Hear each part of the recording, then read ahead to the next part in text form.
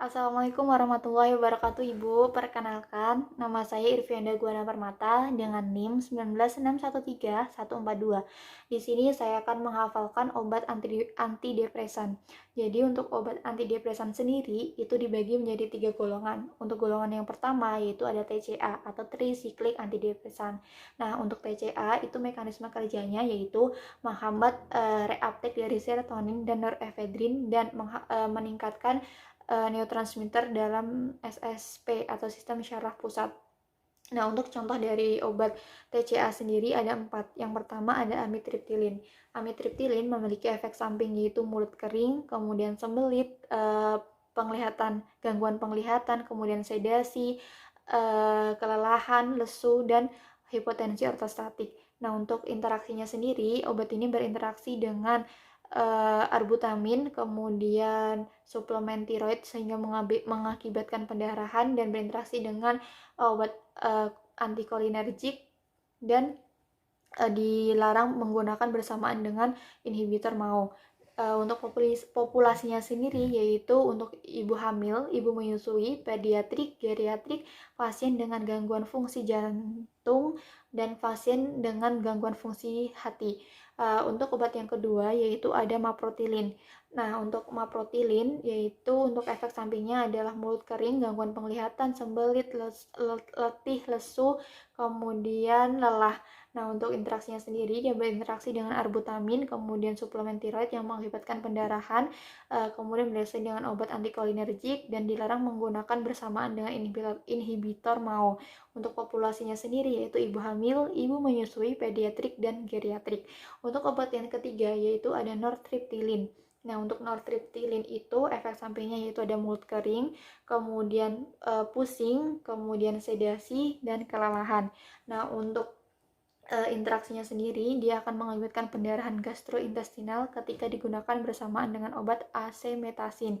Untuk populasinya sendiri, yaitu ibu menyusui, ibu hamil, kemudian geriatrik, pediatrik, pasien dengan gangguan fungsi hati. Kemudian untuk obat yang terakhir golongan TCA ada imipramin.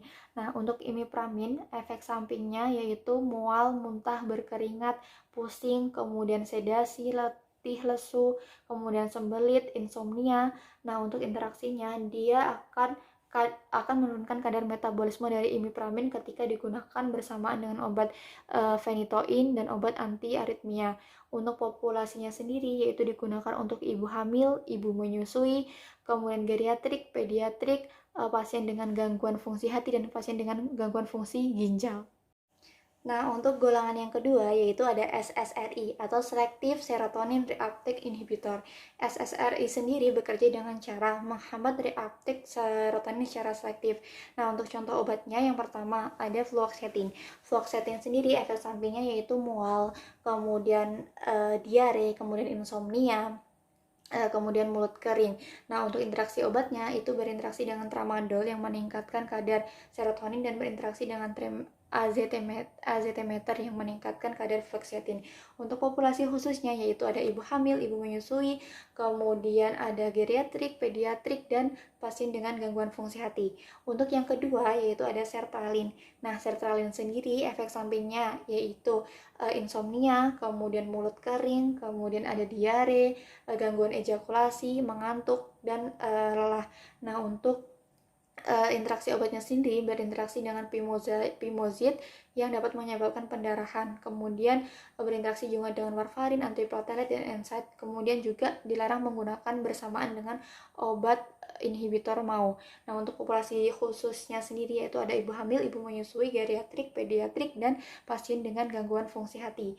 Untuk yang ketiga yaitu ada paroxetine. Paroxetine sendiri untuk efek sampingnya yaitu ada gangguan ejakulasi, kemudian mulut kering, kemudian ada insomnia dan mual.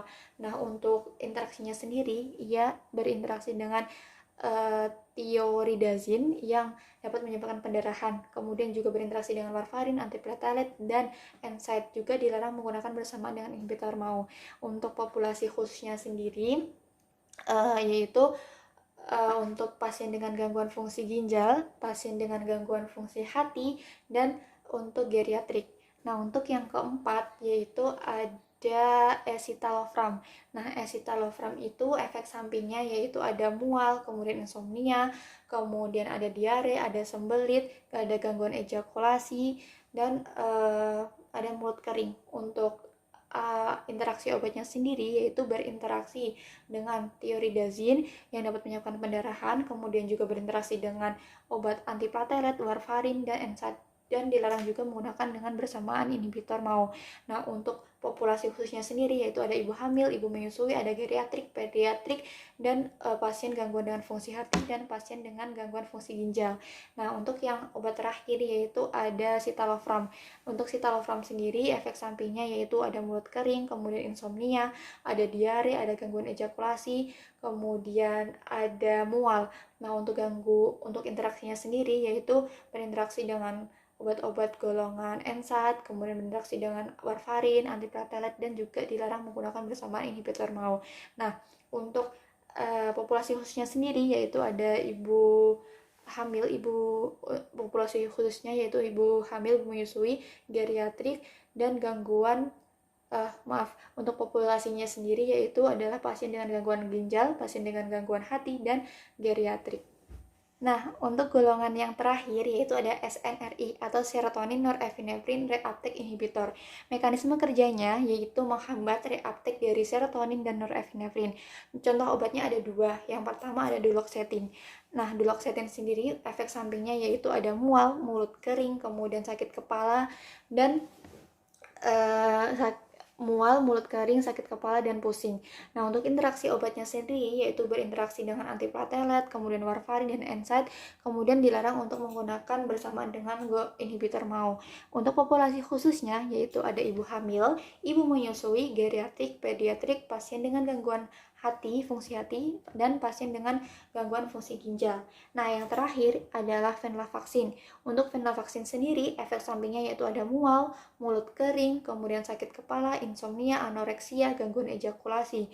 Untuk interaksi obatnya sendiri yaitu berinteraksi dengan golongan NSAID, golongan warfarin, kemudian dapat menyebabkan sindrom serotonin ketika digunakan bersamaan dengan obat tramadol. Untuk populasi khususnya sendiri yaitu ada ibu hamil, ibu menyusui, geriatrik, pediatrik, kemudian pasien dengan gangguan fungsi hati, dan pasien dengan gangguan fungsi ginjal. Sekian dari saya. Mohon maaf untuk kekurangannya. Wassalamualaikum warahmatullahi wabarakatuh.